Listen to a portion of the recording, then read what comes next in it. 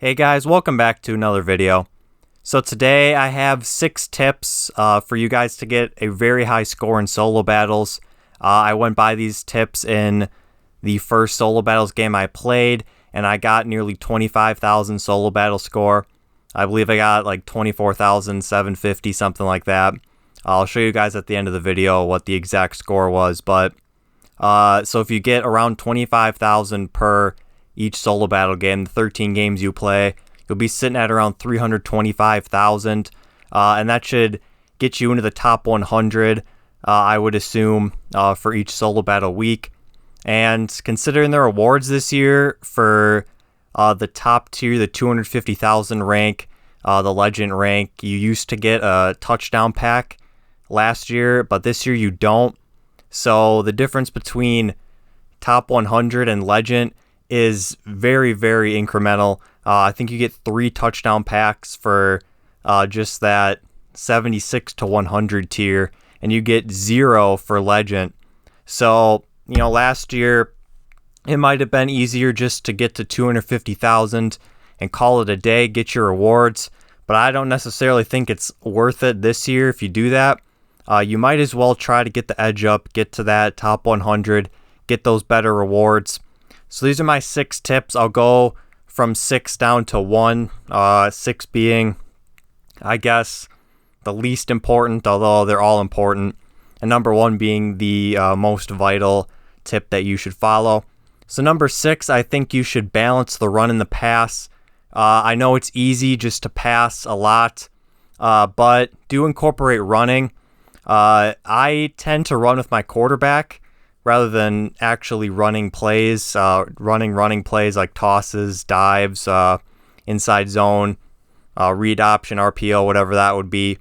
I would just, spread out, go into spread. I run 5 wide a lot in solo battles, so I would just go 5 wide and get a running quarterback. I got Baker Mayfield here, the NFL Epic 86 overall, NAT one.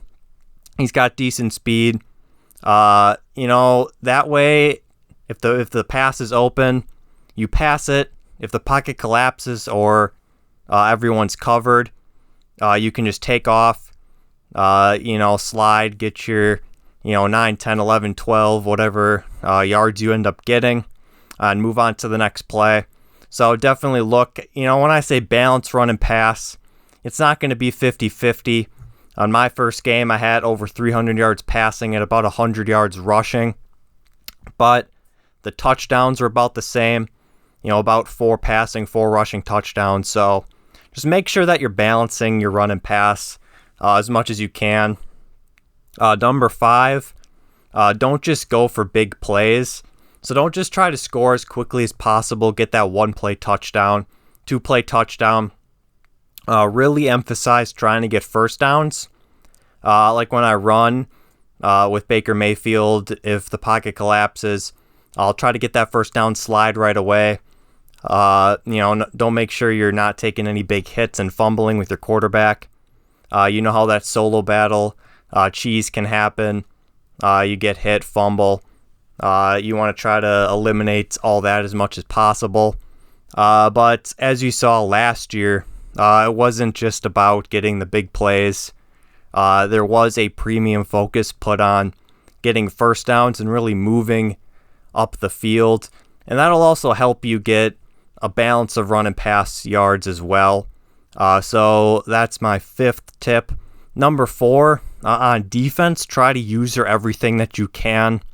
So even if, you're using the safety and the outside linebacker's coming off the edge and he's going to get a sack, try as hard as you can to click onto that defender so you can get the user sack.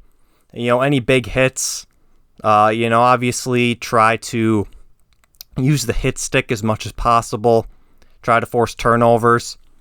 If the opposing quarterback throws a ball, try to click onto the defensive back or linebacker to get that user pick or even user swat. So just try to user as much as you can because user points on defense, I believe, are counted more towards your score than if the CPU was to get a sack or if the CPU was to get a pick. So try to click on as much as possible. Number three,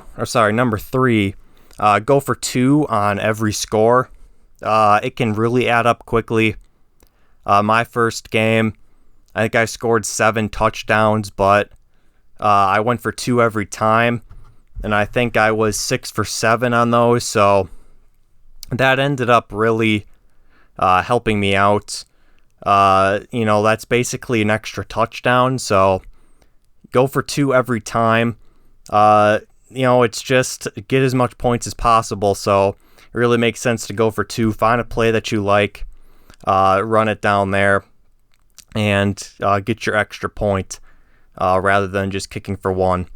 The second tip would be to no huddle every time. So I found out while playing these solo battles, I'm not sure how it is for ultimate challenges in general, but for solo battles, if you no huddle, no matter where you are on the field, if you throw, a 30-yard pass and then head-to-head, if you no huddle, usually it takes 10 to 12 seconds off. But in solo battles, it'll only take 2 seconds off maximum. Sometimes for shorter 5 to 10-yard plays, it'll only take 1 second off. Sometimes it won't even take any time off. So to preserve as much time as possible, no huddle. And then obviously inside 2 minutes, end of the first half and in the fourth quarter, during the final 2 minutes after the 2-minute warning, try to get out of bounds as much as possible if you're on offense. But during the rest of the time, make sure you no huddle to take as little amount of time off as possible. Finally, the biggest tip that I can give you guys is apply as much pressure on defense as you can. So, especially early on, these quarterbacks for solo battles are very low overall, so their accuracy is going to be bad. So if you can apply pressure, that's going to make their accuracy even worse. And their awareness isn't going to be as good either, so you're probably going to be able to get sacks. I run mid blitz out of the 2-4-5 nickel. I run mid blitz, and that works very well. I got 6 people applying pressure, 5 in man-to-man press coverage, and I'm usually using the strong safety on the running back, or if they're in 5 wide, I'm still using that safety on the tight end or inside slot receiver. And, obviously, in that case, you're going to get a lot of the outside linebacker pressure. So make sure you click onto that linebacker if he's able to get the sack there, so it counts for more solo battle score. So that is the 6 tips I can give you. As you can see here, my score was 24,740. So pretty close to 25,000. So if you keep at that pace for all 13 games, you should be able to crack the top 100. And again, like I stated earlier, I think that's going to be very pivotal to you getting more and more rewards each week. Because I think there is a pretty big distinction between the legend reward tier and even the low end of the top 100. So that is the video. One more thing I do want to mention. This is how Solo Battles plays now, as we saw last year. It did change a bit in terms of how they score things early on.